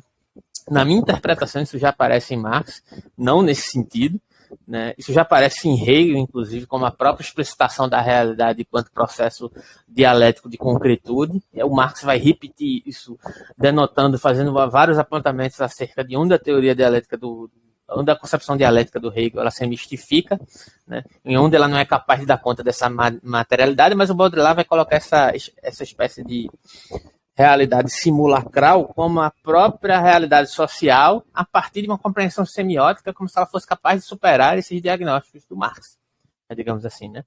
Então, ele faz uma comparação, né? A gente pode fazer uma comparação, por exemplo, antigamente havia escribas que tinham como função pegar um livro que já tinha sido escrito e fazer uma cópia manualmente, e dessa cópia outra cópia e assim por diante, ou seja, era mais fácil identificar materialmente a fonte daquelas cópias. Mesmo antes, eu interpreto que isso já essa interpretação já é uma interpretação meio torta, mas é o tipo de argumento que é desenvolvido aqui, né? Então, mas na sociedade atual, a partir desse sentido de desenvolvimento de uma espécie de codificação semiótica, né, na verdade não existe mais o lugar da originalidade. Na minha interpretação não existiu, né? Mas na interpretação dele, esse lugar da originalidade ele foi destituído de vez, né? Então, o que ele está falando não é nenhuma novidade também, né? Por exemplo, se a gente for compreender a própria lógica orgânica, né, do corpo humano, por exemplo, a própria ideia de DNA, o próprio DNA se desenvolve a partir de uma espécie de código binário que desenvolve determinados aspectos, tecidos, órgãos, etc., sem esse sentido de uma certa originalidade, porque há uma ebulição em jogo ali que não demanda uma espécie de fonte original, mas sim uma concepção relacional ampla, orgânica, que se desenvolve dentro de uma relação muito mais ampla e improvável de ser determinada, né? Isso aí é até uma discussão sobre as concepções de natureza humana, né? Que não podem bater o martelo 100% sobre uma espécie de causalidade da constituição humana enquanto moral, enquanto ética, ou enquanto composição orgânica determinada, justamente por conta dessas questões. Isso é uma discussão sobre física, né? Entre uma física mais mecanicista e uma física dinâmica, né? Uma física dinamista, né? Então, por exemplo, a questão de quando se criam células, não existe nenhuma célula original que você está copiando. Existe uma relação produzida dentro do sentido orgânico, né? Que é tão original quanto esse suposto sentido de originalidade, né? Não existe uma cópia de uma origem, de uma fonte que produziu aquela célula, né? Então, apesar de que tem a questão da ideia de célula-tronco, né? Da ideia não, né? Da concepção de célula-tronco, que é uma célula que é mais capaz de ser regenerada que outras, às vezes isso é uma outra espécie de discussão, né? Então, de certa forma, o argumento é de que, dentro do contexto Baudrillard, essa estrutura digital passa de uma certa concepção biológica, né? Dentro dessa analogia aqui, para, de certa forma, se penetrar da forma como ocorre dentro desse processo de digitalização, dentro do processo de semiologização, dentro do ambiente social. Não apenas no meio de comunicação, mas na música, na forma de escrever, na forma de se comunicar, na forma de disseminar informações, na forma de se afetar e etc. Né? Segundo a perspectiva do Baudrillard, nesse mundo não há uma espécie de profundidade. E aí voltamos mais uma vez à ideia de planificação enquanto imanência, que pode reverberar Spinoza, assim como Marx, assim como Nietzsche, né? Assim como a própria questão que o Debord está levantando aqui, né? A própria questão do Deleuze, antiético, consciente maquínico, dá para fazer uma série de discussões aqui, né? Mas são as coisas com as quais nós interagimos, que não são aparências, que apontam para uma espécie de realidade qualquer, né? como, por exemplo, na mistificação que é feita acerca da teoria da caverna de Platão, que é muito mais profunda do que isso, mas geralmente se dirige a alegoria da caverna de Platão nesse sentido, né? Que existe uma verdade mais fundamental, que precisa ser vista, vislumbrada, né?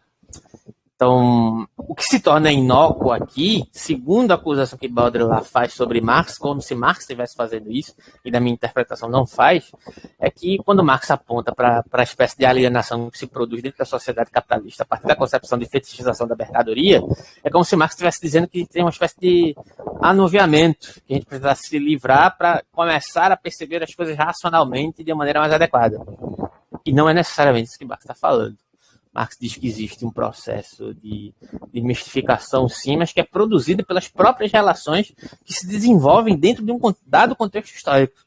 É isso que precisa ser observado mais objetivamente. E que, na verdade, coaduna com o que o próprio Baudrillard está colocando aqui, só que em outros parâmetros, né?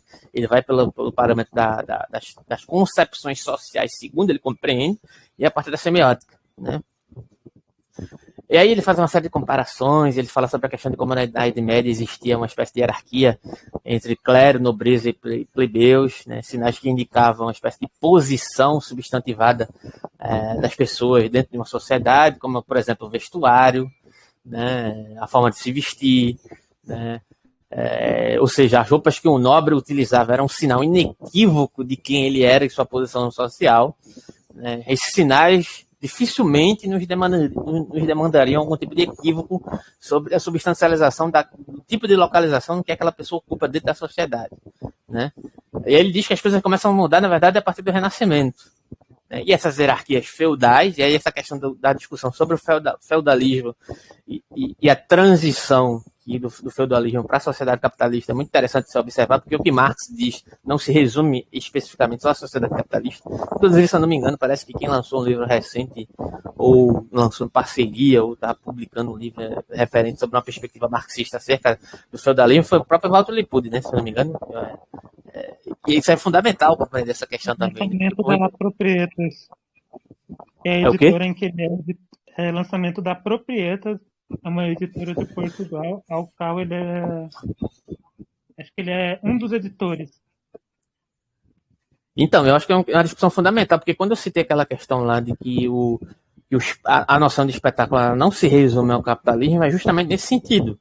Porque essa questão de uma certa estratificação das imagens a partir de uma interpretação simulacral, que pode ser denotada a partir desse diálogo com o Baudrillard e com o próprio Marx, porque apesar das críticas que o Baudrillard, ao meu ver, equivocadas, profere ao Marx, o próprio argumento do Marx está centrado nesse tipo de reverberação aqui também. Ele estava muito ciente disso, inclusive observando outros tipos de fomentações de sociedades também, né?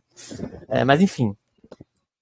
E é justamente nisso que se baseia, no final das contas, né, na mudança a partir do Renascimento, né, e essas hierarquias substancializáveis de uma concepção mais feudal desmoronam diante do próprio desenvolvimento do capitalismo e da burguesia, assim como Marx diz, tudo que é sólido desmancha no ar. É a fluidez do reinvestimento mercadológico, né?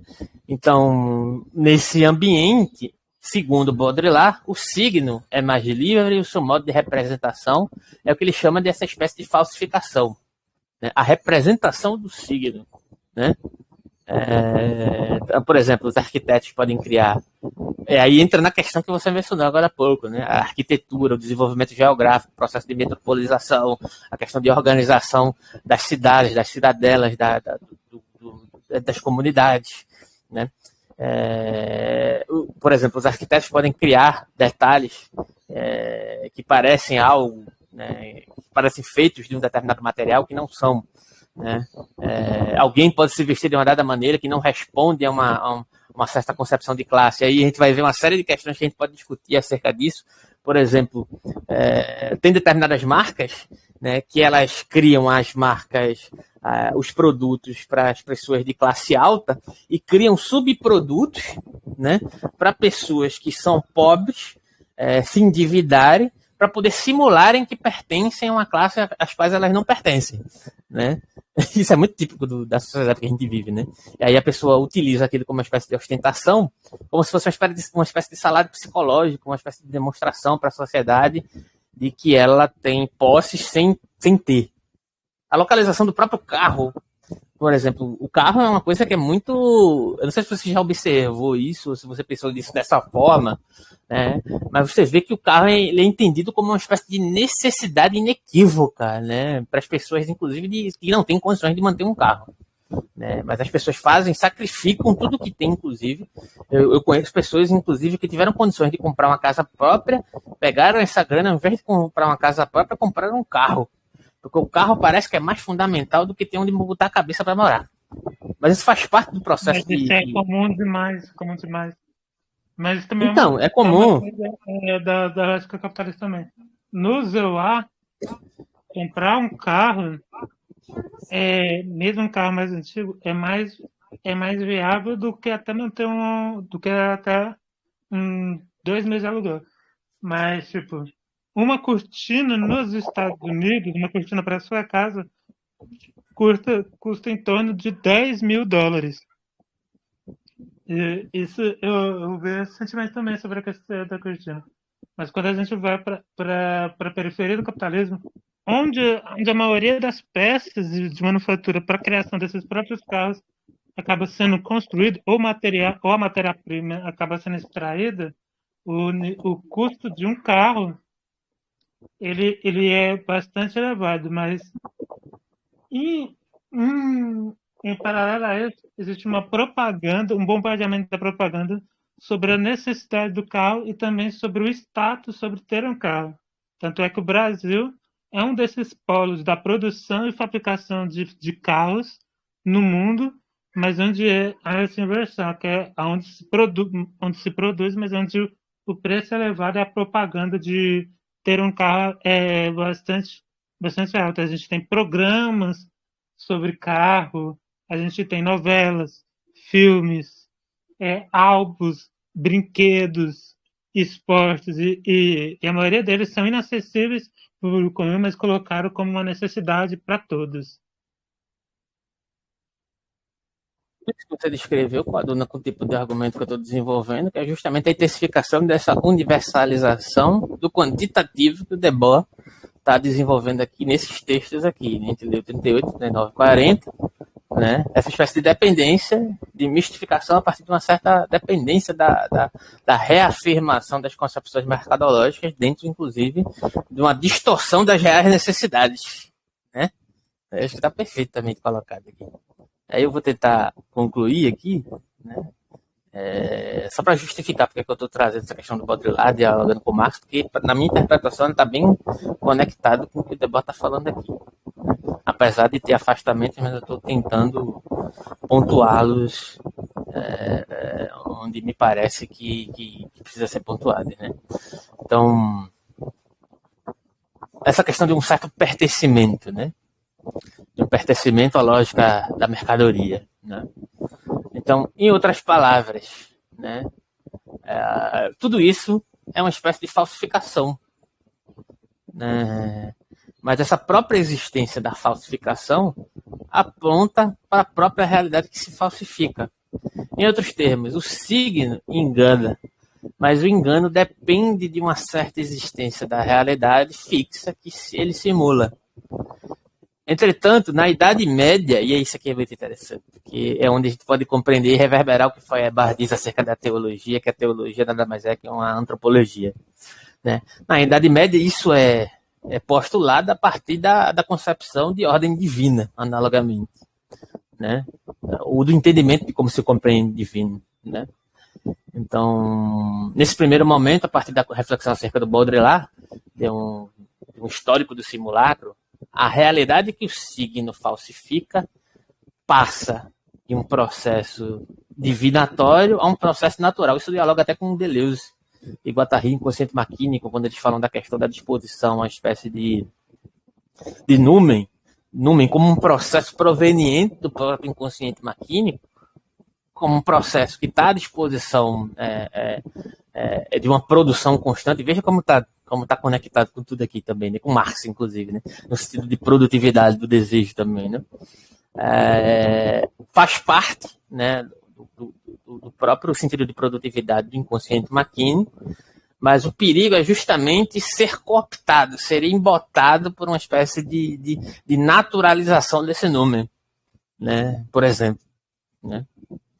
Então, de certa forma, tudo está sujeito a isso, a arte, o pensamento, a política, né? Que tentam imitar essa espécie de naturalização da natureza ou se basear nela, né? E definitivamente o Marx não se enquadra nisso, apesar de ter algumas vacilações, principalmente da perspectiva da dialética da natureza do Engels, acerca do processo de estratificação da natureza, mas que é tendencial e não determinante, tá? Então, portanto, esse aspecto de uma tendência, por exemplo, na arte, de uma tendência à arte realista, né, na pintura, e certos discursos, por exemplo, delegados a advogar sobre direitos, né, direitos naturais dentro do processo político, né, ou hegemonicamente concebidos. Né. Tudo isso está delegado, no final das contas, a uma espécie de criação conjectural que está delegado a uma superfície plana que envolve, na verdade, disputas sobre essas narrativas, no final das contas, né? Que são materiais, que não são simplesmente narrativas, né? Que são disputas materiais. Toda disputa discursiva é uma disputa material. Esse é o ponto, sabe? No final das contas. Não existe discurso solto, discurso vazio. Nada é à toa, entende? Então, a partir da Revolução Industrial, a gente observa, a gente já tocou, mas eu vou pontuar, né? Como há uma mudança no paradigma do funcionamento do signo, a partir de um processo de subjetivação do processo do signo, né?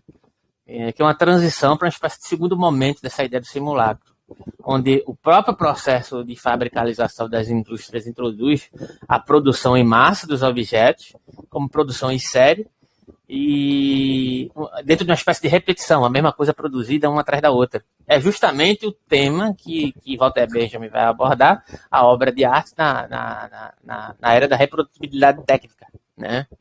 Então, graças, de certa forma, à onipresença das cópias de uma determinada obra, a obra de arte perde essa mística, no final das contas, né? Ou seja, aquela ideia de autoridade, autenticidade, originalidade que derivava dessa singularidade da arte, né, de ser única. Então, nesse ambiente, o signo não reflete mais uma espécie de realidade, como na Idade Média.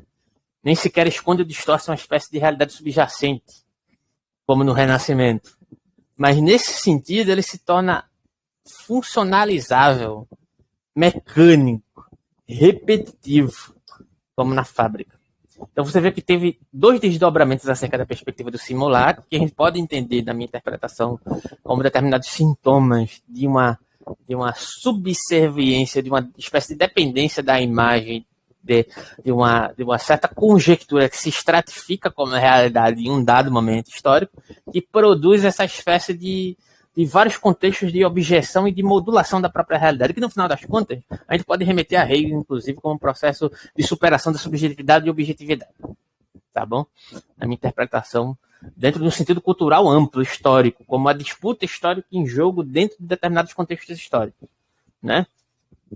Então, nesse sentido, nesse terceiro momento, né, dentro dessa ideia de reprodutibilidade técnica, os signos já não se referem necessariamente a esse sentido de oposição, mas uma espécie de diferenciação constante do desenvolvimento das cópias, que é justamente o processo de universalização da mercadoria, né, como uma espécie de separado dentro do sentido mercadológico. Então, o exemplo que, só para encerrar aqui, o exemplo que Baudrillard daria acerca dessa questão, da diferença entre o signo como falsificação e o signo como essa espécie de série, de produção em série, né? É entender o primeiro, né, a questão da ideia da falsificação como uma espécie de um processo de automatização, como uma espécie de máquina que imita a figura e os movimentos de um ser animado, né? Já os do século XVIII, né, já os que surgem a partir do século XVIII, podem se configurar como uma espécie de uma coisificação do próprio ser humano, que se confundem com o próprio mecanismo, né, que está a serviço, como, por exemplo, dentro de uma espécie de jogo de xadrez ou jogo de cartas. Né? Ou seja, como uma espécie de signo falso que parece desenvolver uma certa característica do ser humano, onde essa automatização, na verdade, se torna uma espécie de analogia do homem, onde o homem se coisifica. Né? Então, a máquina, nesse sentido, segundo Baudrillard, é uma espécie de equivalente funcional onde anexa o próprio homem a esse processo maquínico. Não é muito diferente do argumento que Deleuze e Guattari utilizam dentro do sentido de acoplamento e etc. Corte e fluxo, e onde o corpo sem órgãos entra, né? Então, há uma espécie de operacionalização da própria subjetividade humana. Né? E aí seria esse aspecto de diferenciação entre esse processo do signo como falsificação, né? Dentro de um sentido, inclusive, um diálogo que pode suscitar um diálogo com Platão, e do signo como essa espécie de serial de produção em massa, ou de autoprodução da subjetividade em massa, que se confunde com a sua própria mercadoria, né? Dentro de um sentido de universalização da sua própria separação, das suas próprias capacidades de ação, de fato. Né? Então, esse segundo momento ele não requer uma espécie de comparação com o original, porque é uma espécie de modulação e de coisificação que se indiferencia. E, de certa forma, é o que Deleuze e Guattari dizem acerca da ressignificação do processo de coisificação e de objetividade, que, no final das contas, eles estão sobre o mesmo plano, né? Só que sobre a êxito de argumentos diferentes. Né? Então, a realidade, como essa concepção da natureza, acaba por se tornar irrelevante para o próprio sentido de produção. Ou seja, uma coisa não é nem mais signo, nem falsa, nem falsificação de algo natural, mas agora é algo autômato, né? Eu acho, e aí eu encerro aqui, que eu acho que isso dialoga em certos aspectos com o que o Debord chama dessa espécie de internalização, e que eu fiz as comparações aqui amplas com Kant, com a zona cognitiva kantiana, como essa espécie de internalização de um modo de processualidade funcionalista que surge a partir do processo de industrialização, que se intensifica por outros parâmetros, que, a meu ver, o Marx já estava inserido nesse tipo de discussão, porque a concepção material do Marx não está resumida a um certo sentido primordial da funcionalidade acerca do valor de uso e troca, mas isso é um ponto de partida de discussão que o Marx desenvolve referente a outras questões que o Lukács aponta no início do próprio segundo capítulo, que o Debord se inspira e que desenvolve-se justamente esse afastamento de um certo sentido natural, que desenvolve um aspecto de acolhimento que o Debord coloca aqui nesse texto 40, né, que vai, na verdade,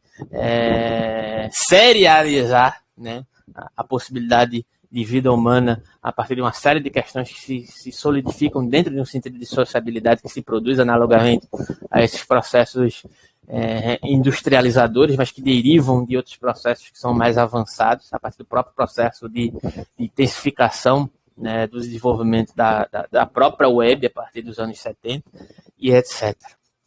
E aí eu encerro por aqui. Tem mais algo que você queira falar, um recado que queira deixar? Um comentário? Sobre isso daí, seria legal a gente depois fazer uma pesquisa sobre as histórias do museu. A influência disso, né, como na metodologia do pensar histórico. E o conceito de coleção também entra nisso. O conceito de coleção aí já introduz o conceito de série, de origem, também arquivo. Tá bastante coisa aí. Ok.